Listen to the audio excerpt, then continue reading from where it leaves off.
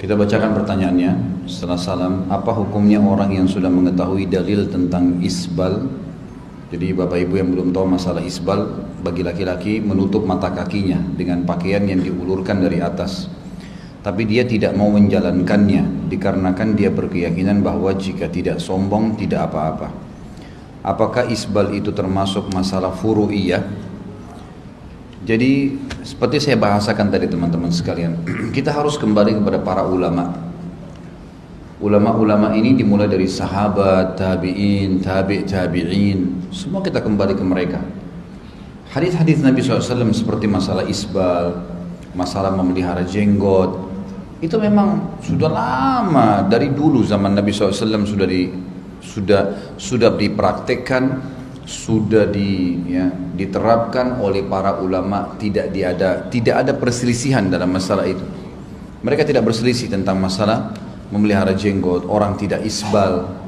Adanya sekarang orang-orang yang bilang, oh kalau tidak isbal itu yang penting tidak sombong, ijtihad dari mereka. Ini bukan pendapat ulama di sini, bukan pendapat ulama. Jadi kita harus paham, pendapat ulama adalah kembali kepada ulama-ulama yang dulu, zaman dulu memang, bukan sekarang. Sekarang ini kalau ada di antara mereka yang bertolak belakang dengan pendapat ulama dulu yang lebih dekat dengan zaman Nabi SAW, maka dilihat dalil. Kalau dalilnya lebih kuat silahkan diikuti. Tapi kalau dalilnya sama saja atau bahkan tidak ada dalil, hanya omong saja begitu, maka tentu saja pendapat ulama yang punya dalil yang didahulukan gitu. Khusus masalah isbal, saya tidak pernah menemukan ada satu pun perselisihan di antara sahabat, tabi'in tentang masalah isbal itu dibagi dua.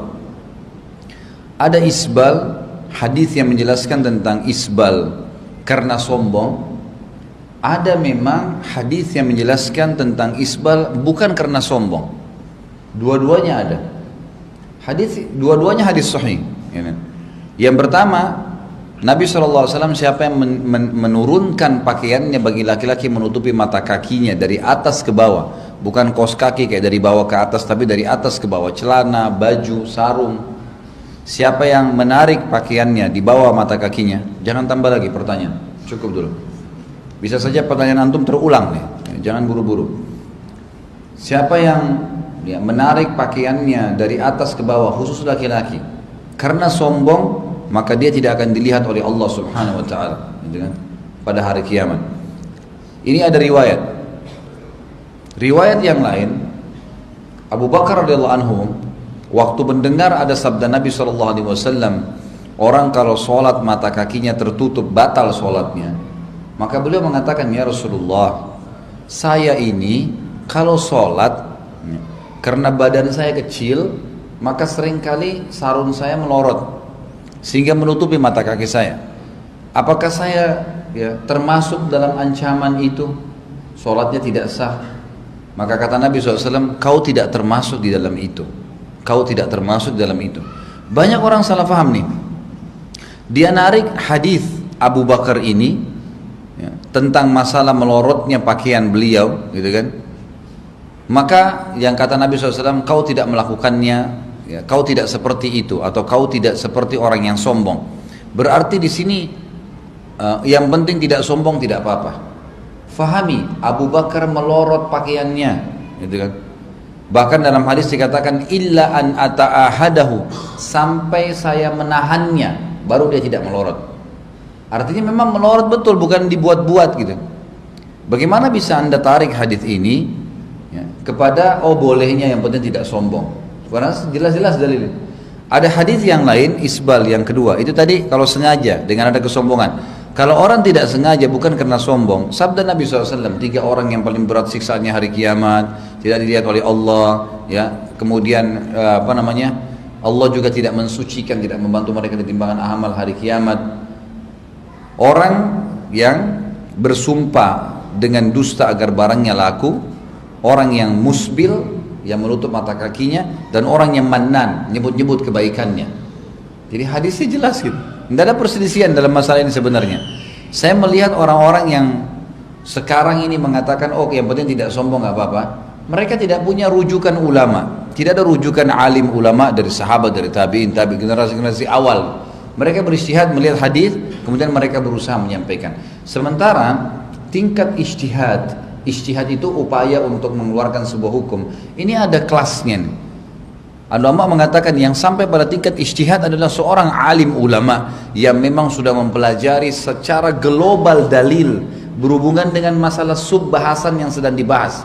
Misal masalah batalnya wudu, sampai detail dia datangkan semua dalilnya, kemudian dia berijtihad mengambil sebuah kesimpulan setelah mendalami itu. Dan itu seorang alim ulama. Bukan umumnya kita, kalau kita ini baca buku saja kemudian ambil kesimpulan otodidak, itu berbahaya sekali. Seperti saya bahasakan tadi, banyaknya penafsiran-penafsiran yang salah sekarang dari pemahaman hadis, pemahaman ayat, sampai ada yang mengatakan Ya'juj Ma'juj tidak ada, Dajjal itu tidak ada, cuma istilah semua yang mata satu, sampai ditafsirkan jauh. TV sekarang seperti mata satu, HP seperti mata satu, ini kemana-mana ini. Padahal Nabi SAW menjelaskan, Dajjal akan keluar, dijelaskan oleh Nabi SAW, dari wilayah Khurasan, dari wilayah Iran, jelas, manusia. Dia akan berjalan, mata kanannya rusak, mengaku Tuhan, mata kirinya rusak, dia mengaku Tuhan dan seterusnya. Jadi akhirnya dia berijtihad, dia bukan ahlinya, tidak kembali kepada pendapat ulama, sahabat dan tabi'in, jadi kacau semuanya. Makanya ulama-ulama kita sekarang mengatakan, orang kalau mau selamat dalam memahami agama ini harus kembali kepada pemahaman generasi awal Islam, sahabat, tabi'in dan tabi'in. Kemudian ya, mereka baru berijtihad kalau memang ada beberapa jenis hukum setelah menarik dari mereka ini ternyata ada, seperti saya kasih contoh bayi tabung lah, kasus-kasus yang terbaru sekarang gitu kan.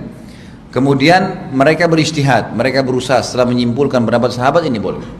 Tapi kalau dia ngarang dari sekarang menganggap seperti ada fikih baru dalam Islam, ini ngawur ini. Gimana caranya ada fikih baru? Ini bukan agama baru ini.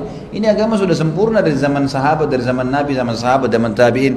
Kita cuma turun temurun, ya. Jangan dibumbu-bumbuhin, jangan ditambah-tambah, jangan dialih-alihkan. Nanti akhirnya Islam tidak murni lagi sampai kepada generasi kita, kan gitu.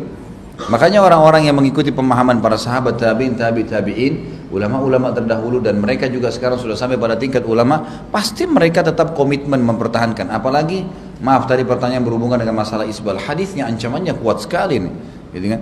Bagaimana anda bisa menganggap remeh masalah ini? Mestinya kan harus, kalau kita belum bisa melakukannya, belajar, berdoa kepada Allah Subhanahu Wa Taala, bukan malah menyalahkan, apalagi sampai menolak atau mentakwilkan maknanya. Karena hadis yang nas itu ayat Al-Quran atau hadis Nabi SAW yang sudah jelas, nggak boleh lagi ditakwilkan, tidak ada penamaan, tidak ada interpretasinya, nggak butuh ditafsirkan, karena jelas. Yang butuh ditafsirkan, yang butuh dicari maknanya, pemahamannya itu kalau memang masih samar gitu kan. Kalau sudah jelas tidak butuh semua ini.